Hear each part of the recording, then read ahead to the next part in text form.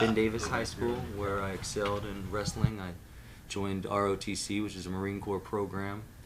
I met Sergeant Major Blankenship there and Lieutenant Colonel Thompson, and them two gentlemen. One, Sergeant Major, had served in Vietnam like my grandfather, and Lieutenant Colonel Thompson had served in the Gulf War, and both of them, really,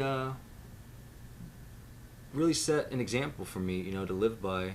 In the day-to-day, they just carried themselves well, and I looked at them, in awe that they was able to handle such stress, an environment like Ben Davis, with the amount of students that they have there, and the types of attitudes that may or may not come from certain students like myself, give them a hard time being rebellious at a young age. And I like the way they carry themselves with tact and poise and honor and respect, and I started to ingrain those thought processes like the Marine Corps had instilled in them. And by the time I graduated high school from Ben Davis, I had already made up my mind that I was going to be a United States Marine. December 10th, 2007, not long after graduation, there was a couple months there that we kind of were away with the wind in summer. I was on the Yellow Footprints, and my life changed forever. That was it from my childhood. I remember being at prom and laughing and joking about where we were going to do after graduation, and 6 months later I was told I was going to war and to get ready, because the guy next to me, or the guy to the left of me, or me, one of us were gone. So I took that to heart. I took it to grain. Boot camp, they said that to me, and wow, that was real. I took it to heart, took it to the soul. I was like, all right, I got to pay attention. I got to be good at this. I got to be the best. This is the best, and if I'm going to be with the best, I'm going to be the best. So from then I excelled. I was instantly the squad leader in my platoon in boot camp, graduated squad leader, and it gave me a meritorious promotion. I graduated E2 and went to SOI thereafter, and in SOI I had a couple awards given to me for outstanding physical merit. I think it's in here somewhere. We can look around. Oh, we're knocking stuff down, but that's what Marines are good at. We break things. Yeah, here. So, United States Marine Corps, Private First Class Zachary Arnold for having successfully attained a score of 300 in the United States Marine Corps physical fitness test, Infantry Training Battalion, School of Infantry. So that was the 20th of May in 2008. So in the short 3 months, 13 weeks time, December 10, 2007 to 20 May 2008, the Marine Corps trained me to be an instrument of warfare, to be used for a cause, whether that be your cause or my cause.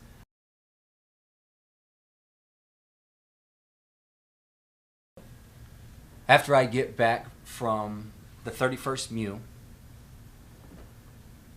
we get new Marines and old Marines leave. The Marines who trained us, who had just gotten back from Iraq, they were in Fallujah, they trained us how to be the best Marines that they could train us to be. And the only time they had to train us in was the time that we spent overseas training with and training other countries. So not a lot of actual hand-to-hand training was actually discussed when it had to come to do with kinetic warfare and firefights and casualties and war. So we came home and we trained for war. Now, as senior Marines, I was a corporal at this time. I got promoted quickly. I was meritoriously promoted to Lance Corporal, and then meritoriously promoted to Corporal, and then ultimately now I'm a sergeant, and I was also meritoriously promoted to sergeant. We trained our new Marines how to go to war. I'd never been to war, so it had caught me rather funny that I was training my Marines that I was to be in charge of and take to war with me how to conduct themselves in a kinetic environment in a combat zone, and I myself in particular had never been to one. Well, I did the best I could with the best I could, and we shot a lot of practice bullets at a lot of practice targets, and we called in a lot of practice Kazivacs, not really thinking, we would ever use such a thing. Well, things changed pretty quickly in 2010. September, we said goodbye to our families. Some people ultimately said goodbye forever. And then ultimately, we were sent to Sangin Valley, Afghanistan, in Helmand Province. Upon hitting the ground, getting out of our Hueys and Helos, we hit the ground running, some under fire. Quickly we realized, this is a combat zone. This isn't different. This is real. This isn't a game anymore. We're getting shot at, and I'm telling people to shoot back. I'm not just shooting back. I'm telling people how to shoot, where to shoot, when to shoot. We're calling on the radio what to shoot, and planes are coming, and helicopters are coming, and it's crazy. It's the most invigorating and thrilling and frightening moment of my life. And I was excited. I was happy to be there. I was happy to be fighting. I was happy to be doing what I'd been training to do. I was happy. I was just plain thrilled. The adrenaline pump from getting shot at and landing in a combat zone was just surreal. It's the most pure high that I've smoked marijuana and I've dabbled in a couple of psychedelics in my life, but adrenaline and in that type of environment, that white knuckle movement is the purest form of living, I guess, in my mind. That's why people become warmongers, bloodlust, and I was happy to be there. Very happy to be there. By the end of the 4th day, a good friend of mine, my first bunk mate, Sparks, he took an AK round to the chest.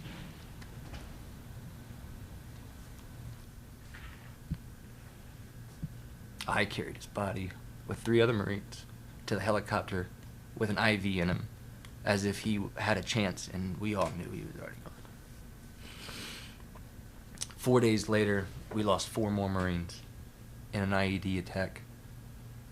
It exploded a vehicle. All 4 of them died. My best friend was the gunner.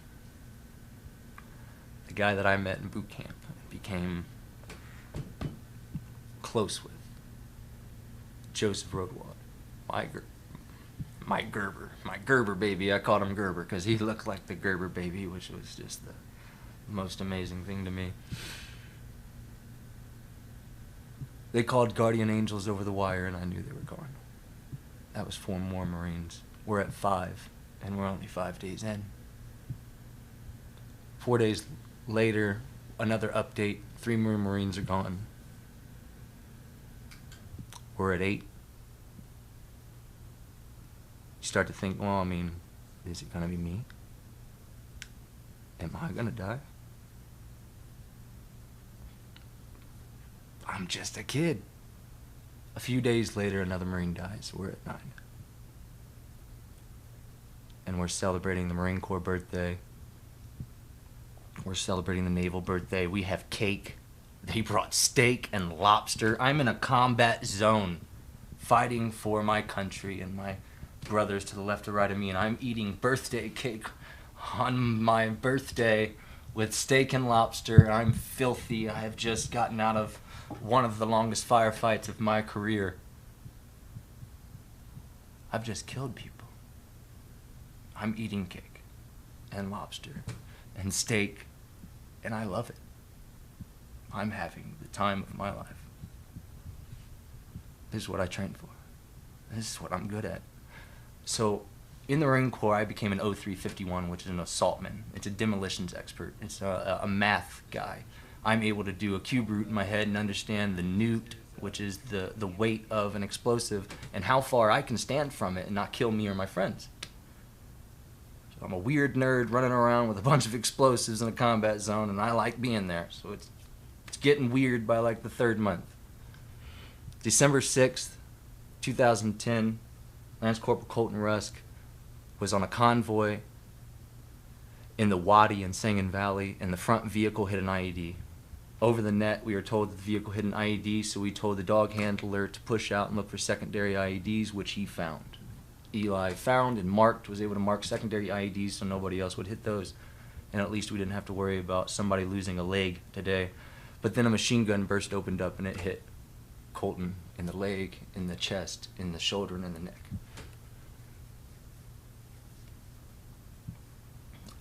As this Marine laid there, bleeding out, he had the audacity or the testicular fortitude to look up and use rank and say, "Help me, Corporal."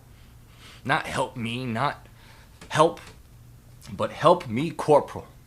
This is an 18-year-old man from Orange Grove, Texas, who handles a dog and finds bombs and drugs and guns better than any Marine I've ever seen in my life. And as he gives the ultimate sacrifice for his country, he uses rank why he does it. The next month, January 15th, 2011, my vehicle was struck by an IED. Ultimately, I was unconscious and out of the vehicle and pretty banged up. I didn't know what was happening or what was going on, but I stood up, regained my composure, and went on about it like a man. Treated for my wounds, and back to the fight I went. Within days, I became cold, remorseless. I never did anything like war crimes. I never killed any innocent people, but I never gave a semi-guilty man a chance, neither. If you pointed a big stick in my direction wearing tennis shoes and I thought I was okay with shooting you, you got shot. Upon coming back from war, I seen my mother and family on the parade deck, and I met them with open arms, and I loved it. The next day, I was presented an award in formation in front of thousands of Marines and their families. And I'll read it for you if I can read it for you. And this right here is the Secretary of Defense, Honorable Mr. Gates, who flew to Sangin Valley, Afghanistan to shake my hand, shake other men like me's hands, other Marines' hands, and thank them for their service, for their actions on days like these that I'm about to read, and give awards like the ones I was given for these actions. The Department of the Navy, this is to certify, the Secretary of the Navy has awarded the Navy and Marine Corps Achievement Medal with Combat Valor Zachary R. Arnold, United States Marine Corps, for professional achievement and superior performance of his duties while serving as a machine gunner. Combined Anti-Armor Team 2, Weapons Company, 3rd Battalion, 5th Marines, from 1 October 2010 to 5 March 2011. In the support of Operation Enduring Freedom 10 TAC 2, Sergeant Arnold, an assaultman by trade, demonstrated a mastery of all heavy machine guns organic to the Combined Anti-Armor Team platoon. During this period, Corporal Arnold further distinguished himself by his continuous lethal employment of weapon systems outside of his military occupational specialty. His ability to adapt and overcome within a combat environment is an example to all Marines to emulate. During his time in Sangin, Sergeant Arnold's aggressiveness, warrior mentality, and weapons proficiency directly resulted in a total of 10 enemy killed in action and multiple improvised explosive device interdictions. Furthermore, his technical proficiencies concerning demolitions enabled his platoon to conduct dismounted operations and accomplish the mission without fail. Sergeant Arnold's initiative, perseverance, and total dedication to duty reflected credit upon himself and were in keeping with the highest traditions of the Marine Corps and the United States Naval Services. C.C. Griffin, Lieutenant Colonel, United States Marine Corps Command, given the 23rd date of August, 2011. What hits me hard here is the aggressiveness, the warrior mentality, and the weapons proficiency directly resulted in 10 enemy killed in action. This was possibly the worst day of my life. I thought I was going to die. Pinned down and getting shot at, shooting back and trying to shoot back but failing miserably, and then running out of ammunition and picking up my enemy's weapon, neutralizing him, neutralizing his friend, running around the corner, shooting him and his friend, picking up another weapon and doing the same thing. They give awards for that. They give you awards for killing people. I have post-traumatic stress disorder. Every night, almost, I have night terrors. I'm not crazy. I'm probably one of the most intellectual, charismatic conversationalists you'll ever meet. If you met me in public, you wouldn't see these eyes full of tears. You wouldn't see my hands stressed or the palms sweaty. You wouldn't know I was a Marine. You wouldn't know I was in combat. Men like me are all over the place. Too many of them are killing themselves.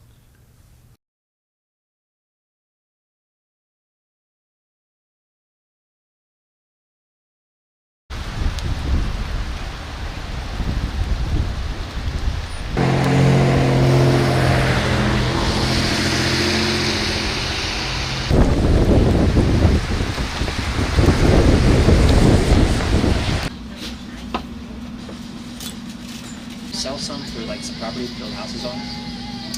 Build like an outdoor paintball arena. Section some of it off for like hunting during deer season. Be one of the homes, but it's like a nature reserve. Big ass tax write-off. Yeah. So like the property you're living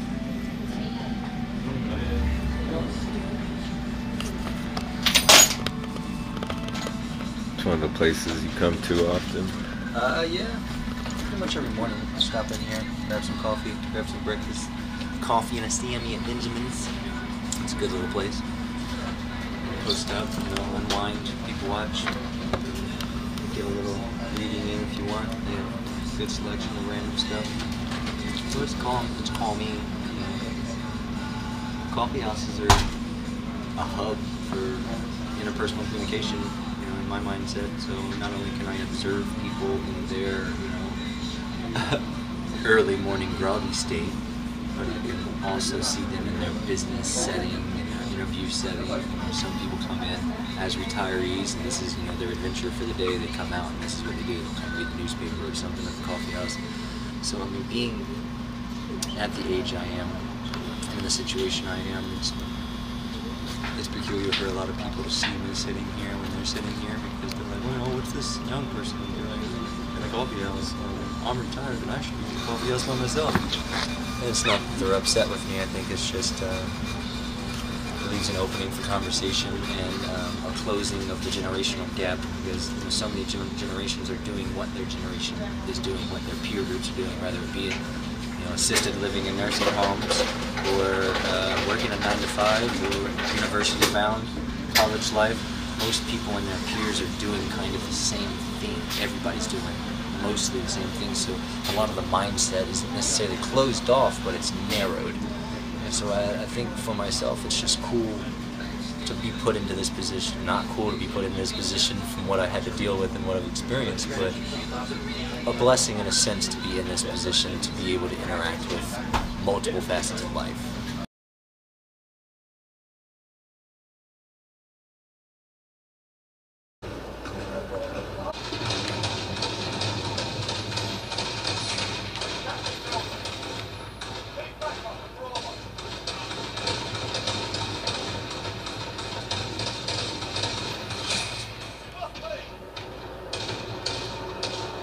Do these games ever take you back a place? Not too much. I mean, maybe a memory or reflection. When you're playing? Yeah, I mean, it just depends on the weapon system. I dealt with a lot of heavy weapon systems, so inside of these games, you don't really employ or have a chance to use the weapon systems I use. So. True. But I mean, there was one that had Mark 19s. I can't remember which game it was. I think it was Battlefield 3, where you was playing a level that had Mark 19s, and yeah, I was fucking like doing oh shit, and then thinking back like oh shit.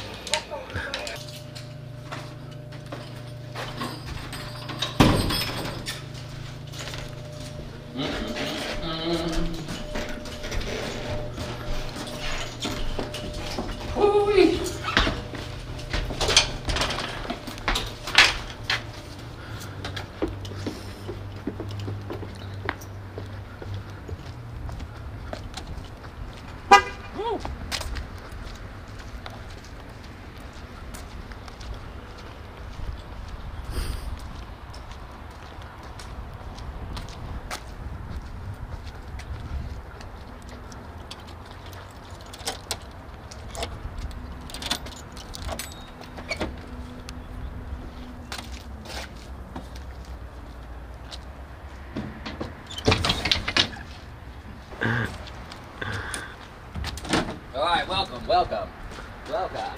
Huh. Probably a bit more stuff in here.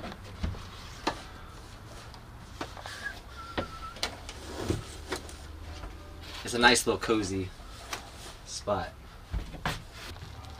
It's not bad. In here you got a fridge, see? Little fridge. Got a full-size microwave. You can fit, you know, who knows, a turkey in that microwave if you wanted to. Little here's and there's, you know, some utensils and bowls and such. Yada. The necessities of life for preparation and such. Everything that I could possibly need. Oh, except for apparently this bowl. Apparently I don't need.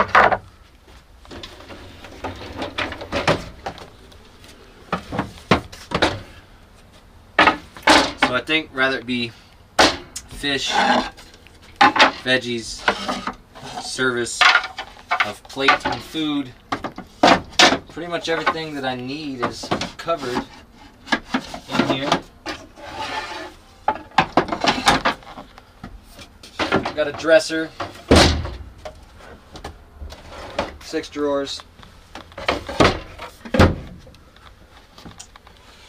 Here, let me move this out of the way. Bed has been complete. Yeah, there's a nice little bed up here. I can just...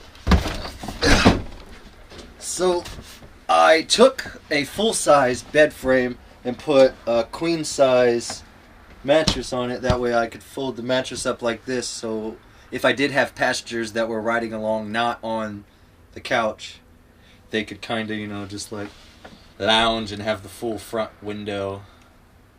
But at the same time, you know, it's cozy.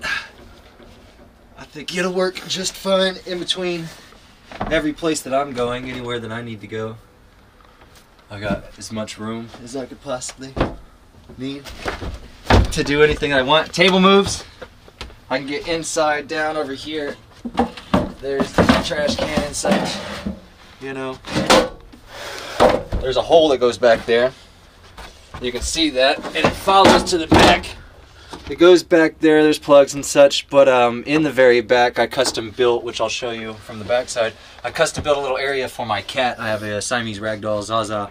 And just in case we're on the road and I'm not in the vehicle and she wants to hide or go wherever, you know, she can escape the excitement of the mobile schoolie and enter her own little world.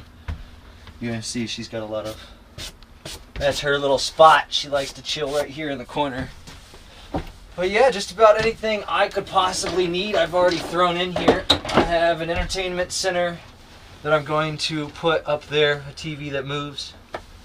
Basically the premise of having these schoolies is to take veterans like myself who have combat PTSD and might not necessarily be the most functional members of society as per standards of society, and I'm going to take school buses that we can find, help them strip it completely, run it down, rip all the seats out. We'll put a slub floor down, put the floor down, run some electrical cabinets and woodwork if they want it, and then install bed, shower, washer, amenities, anything they want, you know. If it's a large bus and they have a big family, I mean, we can take a full-size bus with like 13 windows and I can probably put 2 bedrooms in there with legitimately like 4 full-size beds, a full shower, washer, dryer, full kitchen, a living room area.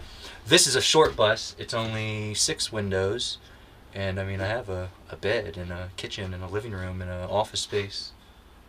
Outside I have a grill mount, you know, there's a lot going on. Let me take you outside. Let's see what we got. Since we're speaking of it.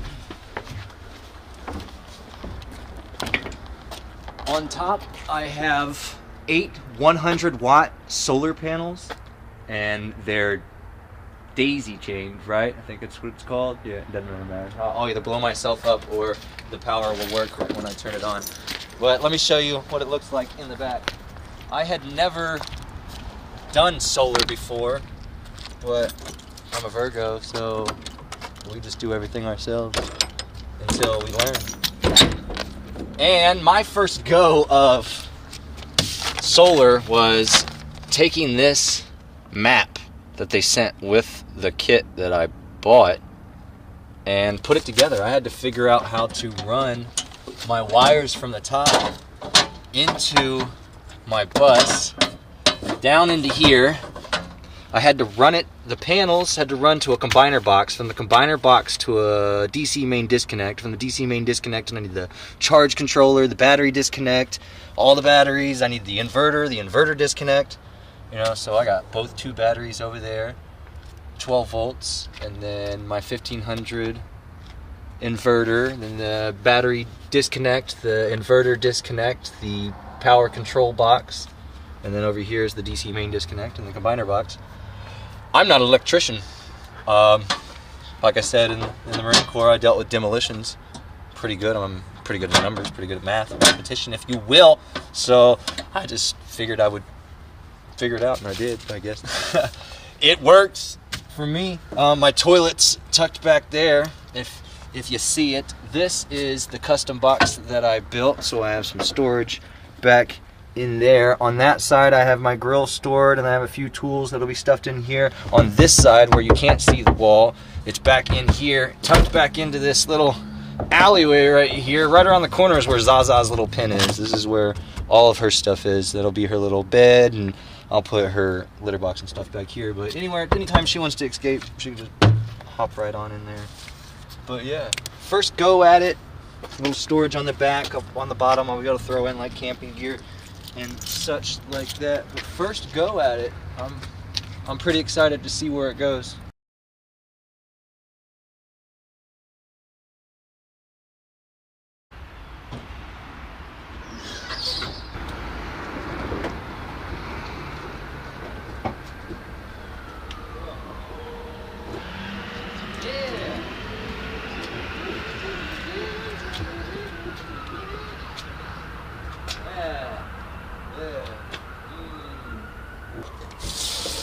Well, how you doing? Come on in.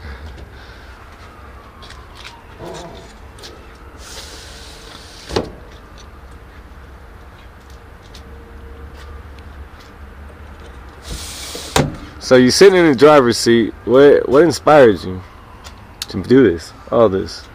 You know, my buddy Milo Emery, who tragically ended his own life.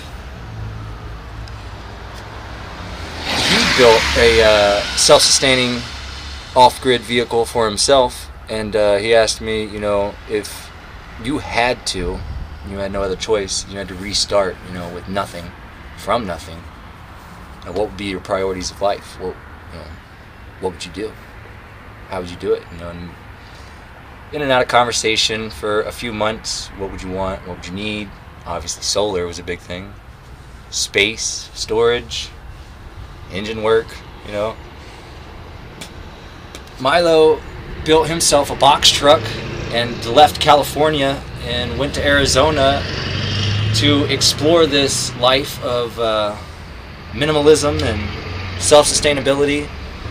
And for some reason, he decided to end his own life and succumbed to his demons, his combat, PTSD. Milo Emery was my confidant. He was my best friend. A man that I trusted with some of the most personal details of my own demons. And through his loss, you know, it shocked me for a moment into despair and didn't know what to do, how to do, or, you know, where to go from there. Fell into drinking a lot, daily, you know, nothing too crazy. I didn't fight. I'm an amateur MMA artist, so obviously if I want to fight, I'll just fight inside the cage. I took a few fights that I shouldn't have taken at unhealthy weights and short fight notices. Obviously the outcome wasn't the one that I wanted or expected. I had an ego check. At that time, the love of my life walked away from me because I gave her no other option. It sobered me up. I stopped drinking. And within 60 days, I traded my HHR from a guy in Lebanon for this vehicle, a 1984 International School Bus. I sobered up, started a nonprofit, a 501c called My Brother's Bus, and from here I plan to use this platform of newfound life, the invigoration for life, this newfound club. I'm going to use My Brother's Bus as a catalyst to get out there and help guys with combat PTSD, individuals that need help, guys and girls that aren't necessarily, a burden to society or themselves, but don't really fit in with the normal 5 to 9 lifestyle. There's just too much going on in a hypervigilant mind for them to sit down with one mundane task and just, drain life away. So I want to get them out of a mortgage that they're, maybe upside down on, or out of an apartment that they're wasting money on, and use the money that they do have, what little they do have from the VA and their disability standpoint, for their PTSD wounds from combat. And I want to help them get on their feet and out and into the world. Self-sustainability is the key. Sustain. Like combat, we were all taught to sustain, and I want to help other people in my position not feel these emotions that I'm feeling now with even the memory of Milo Emery.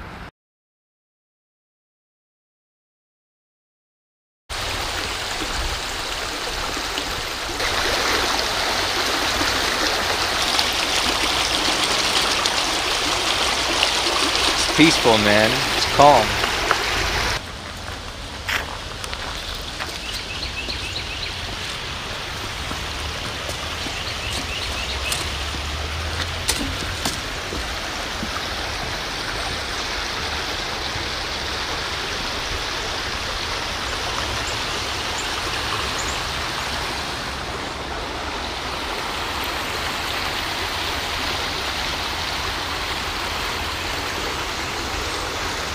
Surreal, right? It's all bliss out here. Calm. The birds, the water, the wind. It's peace. But in here, it's chaos.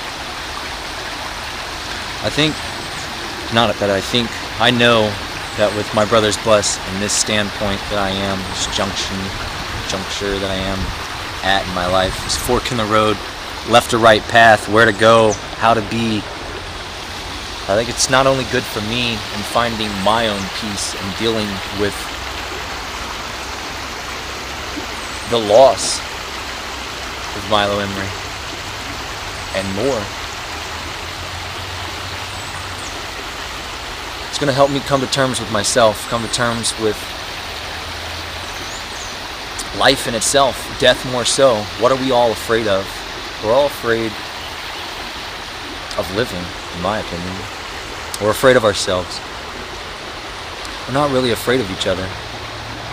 We're afraid of ourselves. We're afraid of death in any form or fashion. We're afraid of not being loved and growing old, unwanted. Men and women like myself fought for this country. Our friends died for this country.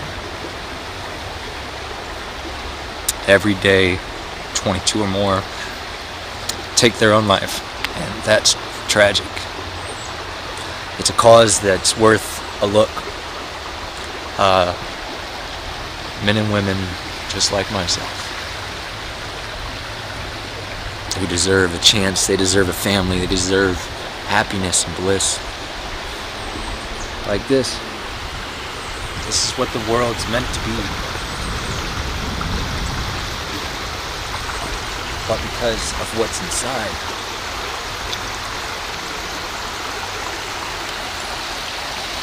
some may never have it. That's a reality that's hard for some people to face. But silently, men like myself weep.